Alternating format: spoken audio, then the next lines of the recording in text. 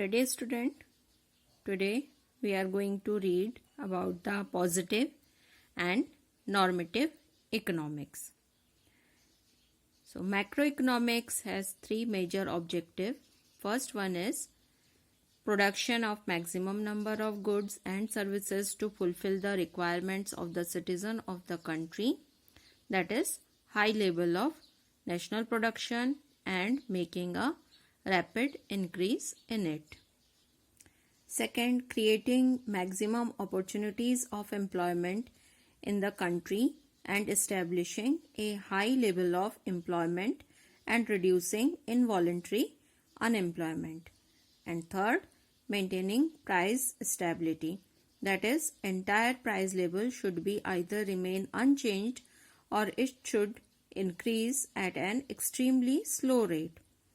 In order to achieve these objectives, an economy has to face certain central problems. So, three objectives, major objectives of microeconomics we had read now. First क्या देखा कि maximum production किया जाए, production of goods and services, जिससे लोगों की requirement fulfil हो सके, मतलब high level of national production and making a rapid increase. Second क्या देखा कि maximum opportunity of employment generate की जाए, जिससे लोगों का एम्प्लॉयमेंट लेवल जो है वो बढ़ सके और इनवॉलेंट्री अनएम्प्लॉयमेंट की कंडीशन को दूर किया जा सके. और थर्ड क्या था कि प्राइस मेंटेन किया जाए. प्राइस मेंटेन किस तरीके से किया जाए कि जो प्राइस लेवल है या तो वो अनचेंज्ड रहे या फिर बहुत ही स्लो रेट में उसमें प्राइस इंक्रीज हो. तो ये सभी ऑब्जेक्टिव्स जो है किसी भी इकोनॉमी में मैक्रो इकोनॉमिक्स की ये प्रॉब्लम है, सेंट्रल प्रॉब्लम्स हैं. सेंट्रल प्रॉब्लम्स ऑफ इकोनॉमिक्स हम लोग नेक्स्ट चैप्टर में देखेंगे. तो इन थ्री ऑब्जेक्टिव्स को कैसे पाया जाए, उनको जो प्रॉब्लम्स हमारे इकोनॉमिक्स में आती है उनको कैसे दूर किया जाए, इन्हीं की स्टडी जो की जाती है वो पॉजिटिव एंड नॉर्मेटिव इकोनॉमिक्स के थ्रू की जाती है. Various techniques are adopted in various economic system for the achievement of these objects. तो हर एक कंट्री में अपनी अपनी इकोनॉमिक सिस्टम होती है. हमने पहले भी पढ़ा हुआ है कि there are three types of economic system, that is capitalistic economy, socialistic economy and mixed economy. तो हर एक इकोनॉमिक सिस्टम के अपने अपने रूल्स रेगुलेशन होते हैं और जिनके थ्रू वो अपने यहाँ के इकोनॉमिक ऑब्जेक्टिव्स को फुलफिल करने की कोशिश करते हैं. तो यहाँ पे इम्पॉर्टेंट होता है कि हम किस मेथड को यूज़ करें, किस तरीके से हम हमारी प्रॉब्लम को एनालिसिस करें, जिससे कि हमारा जो वेलफेयर है या सेटिस्फेक्शन लेवल है वो मैक्सिमम हो सके. और इन्हीं ऑब्जेक्टिव्स को ध्यान में रखते हुए कुछ मेथड्स इकोनॉमिक्स में हैं, वो हैं positive and normative economic analysis. Under the positive economic analysis we study about the way in which various economic activities functions. तो जो पॉजिटिव इकोनॉमिक्स है उसमें हम क्या देखते हैं कि जो इकोनॉमिक एक्टिविटीज फंक्शन किस तरीके से काम कर रही है, इकोनॉमिक एक्टिविटीज कैसे हो रही है. While under normative analysis we study whether these method are appropriate for us और नॉट, और for what should be their type.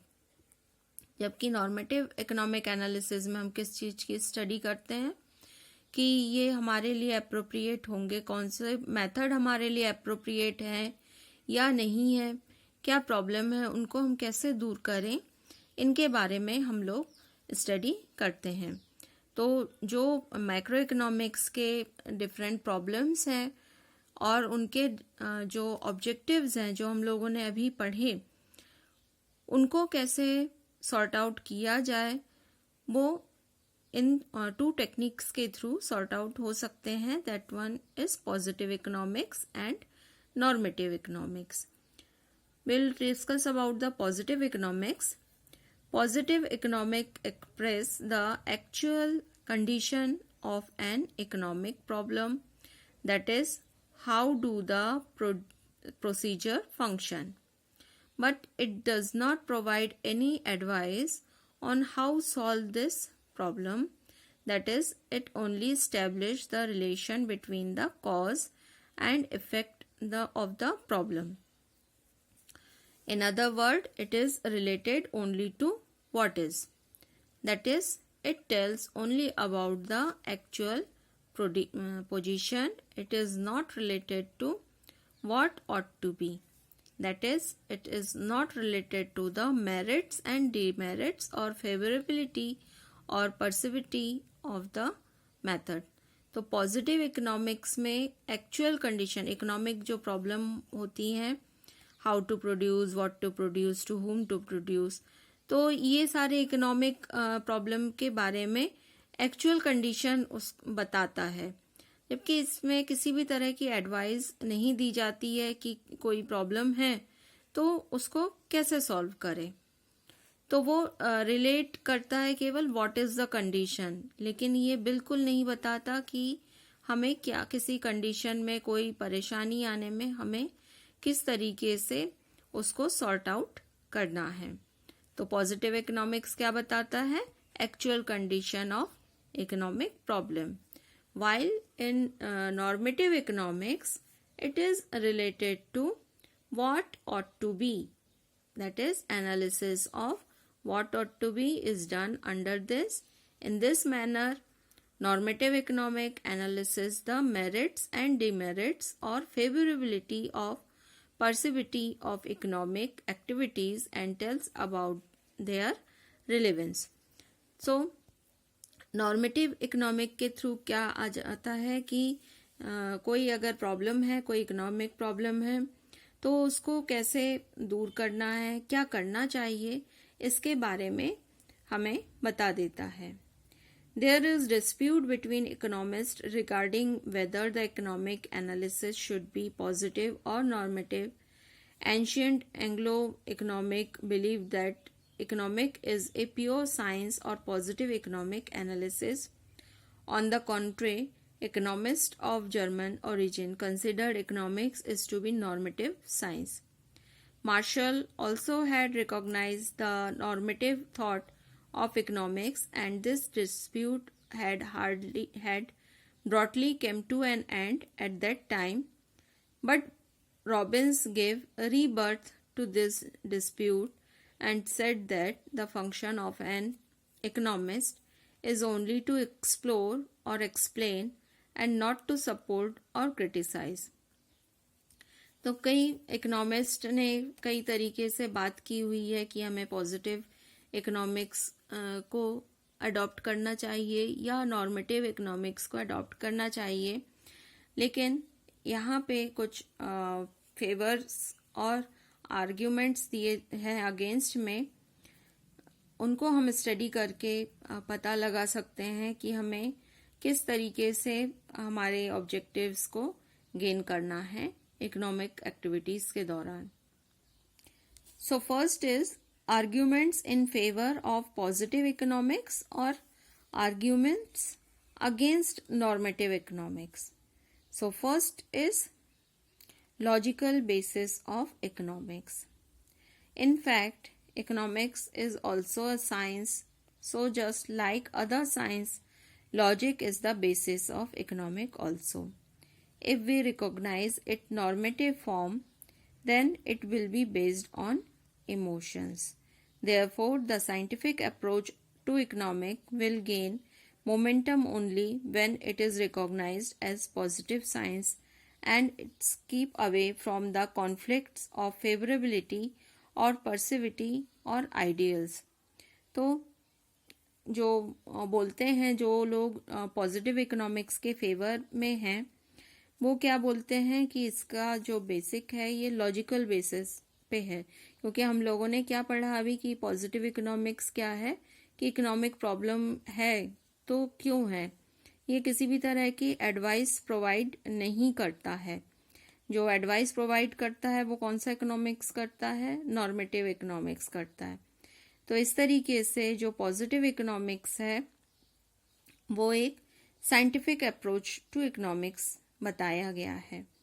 Second, for the development of economics, when we study about the method associated with what is, then the possibility of conflict becomes extremely less. But when we study about what ought to be, then various conflicts emerge. This makes the subject complex and hinders its development. Therefore, for the development of economics, it is important that it should be recognized as pure positive economic analysis while keeping away from all conflicts.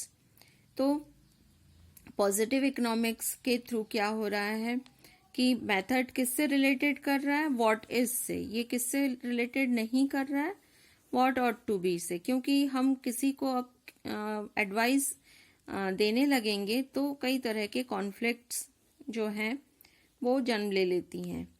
और जब इस तरह के conflict जन्म लेती हैं या emerge होती हैं, उस कंडीशन में जो सब्जेक्ट मैटर है वो कॉम्प्लेक्स हो जाता है और डेवलपमेंट वर्क प्रॉपरली नहीं हो सकता। तो अगर हमें इकोनॉमिक डेवलपमेंट करना है या इकोनॉमिक डेवलपमेंट के बारे में हम स्टडी कर रहे हैं तो उस कंडीशन में पॉजिटिव इकोनॉमिक्स सबसे बेस्ट है। Third, to avoid the situation of doubt. If we recognize the normative form of economics, then along with economic analysis, the economist will also have to essentially explain what is favorable and what is not. As we provide his thought regarding all this, his scope will increase significantly. On the contrary, if he remains silent regarding this, then various problem and situation of doubt will emerge. तो जो doubt वाली condition जो normative economics में आ जाती हैं तो वो positive economics में जनरेट नहीं होती है। Last one is argument of applicability of division of labour. An economist should keep his scope limited only to economic analysis in context to cause and effect relationship between the variables. Favorability or perversity of the method should be left on the disposal of the politician and other pupil. If an economist start performing all the work himself, then he will not be able to function efficiently. तो यहाँ पे क्या दिया हुआ है, arguments of applicability of division of labour. तो उसको कोई भी इकोनॉमिक एनालिसिस करते समय उसको किसी भी चीज के कॉज और इफेक्ट दोनों चीजों पे ध्यान रखना चाहिए। तो अगर इकोनॉमिस्ट इसी तरह के सारे वर्क खुद करने लगेगा तो फिर वो प्रॉपरली वर्कआउट नहीं कर पाएगा, क्योंकि जो भी कुछ काम होता है फेवरेबिलिटी और पर्सिविटी of the method should be left on the disposal of politician and other people. तो जो जिस समय जिस तरह की प्रॉब्लम जनरेट होती है उस समय उससे रिलेटेड लोगों को काम करना चाहिए, सारा काम इकोनॉमिस्ट नहीं कर सकते। तो इस तरीके से ये बताया गया है arguments in favour of positive economics. Now we will read about the arguments in favor of normative economics और arguments against the positive economics. तो अभी हम लोगों ने जो पढ़ा था argument in favor of positive economics, तो अब हम देख रहे हैं argument against positive economics और favor of normative economics. First one is man is logical and emotional. तो हम सभी जानते हैं कि जो कॉमन मैन होता है वो किसी भी कंडीशन कोई भी आती है, कोई प्रॉब्लम आती है तो लॉजिक जरूर लगाते हैं और साथ ही इमोशनल भी होते हैं। So subject matter of economics includes man and not any root element. along with being logical, man is also emotional. Therefore, economic analysis of human behavior should be done considering both positive as well as normative aspect. तो सबसे पहला जो argument है वो क्या बताया गया कि मैन जो है वो लॉजिकल कंडीशन भी होती है उसके साथ और इमोशनल कंडीशन भी होती है. तो इकोनॉमिक एनालिसिस करते समय ह्यूमन बिहेवियर को ध्यान में रखना चाहिए, रखना पड़ता ही है. और इस तरीके से दोनों ही पॉजिटिव और नॉर्मेटिव दोनों ही एस्पेक्ट को ध्यान में रख के इकोनॉमिक प्रॉब्लम को सॉल्व किया जा सकता है. Next one is argument of division of labour is not right. जो हम लोगों ने अभी आर्ग्यूमेंट्स पढ़ा था पॉजिटिव इकोनॉमिस्ट में कि जो इकोनॉमिस्ट है उनको केवल किसी चीज के कॉज और उसके इफेक्ट के बारे में ही एनालिसिस करना है और बाकी जो काम है वो जो पॉलिटिशियंस है और दूसरे लोगों पर छोड़ देना चाहिए, उनका काम है. इस तरीके से डिवीजन ऑफ लेबर उन्होंने किया था पॉजिटिव इकोनॉमिक्स में. लेकिन ये जो डिवीजन ऑफ लेबर है नॉर्मेटिव इकोनॉमिक्स कहता है ये सही नहीं है. If he does so, then he will be wastage of labor rather than surplus. The other person will be forced to again understand the cause and effect relationship in order to decide whether the method is favorable or not. In fact, an economist is the most qualified and to take decision. तो अगर इन पे ये जो division of labour की बात की गई है कि पॉलिटिशियन या दूसरे लोगों पर छोड़ दिया जाए तो उनको फिर से दोबारा समझना होगा सभी चीजों के बारे में. तो इस तरीके से अगर इकोनॉमिस्ट जो है मोर एफिशिएंट पर्सन होता है कि वो सही तरीके से डिसीजन मेकिंग कर सकता है. Next one is objective of social progress.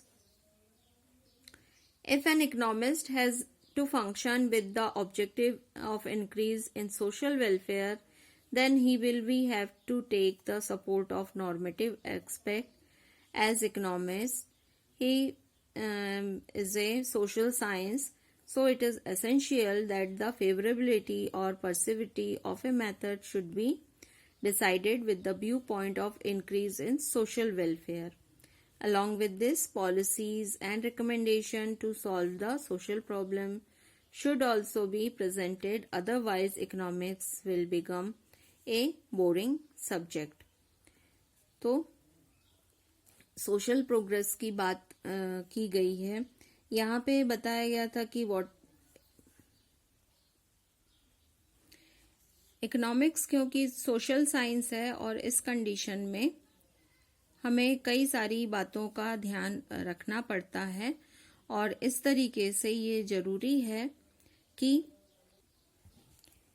हम आगे भी काम सही तरीके से करते रहें. Next one is positive economics is not fully materialist. Positive economics के बारे में क्या है? While performing economic analysis an economist can not remain materialistic to extent that the scientist can remain in other pure sciences. Study of human and human behavior is done under economics and non-living things are also studied under it. For example, an economist with socialistic thought talks about the favor of division of labor while establishing the cause and effect relationship, while an economist with capitalistic thought talks in favor of the entrepreneur or investor.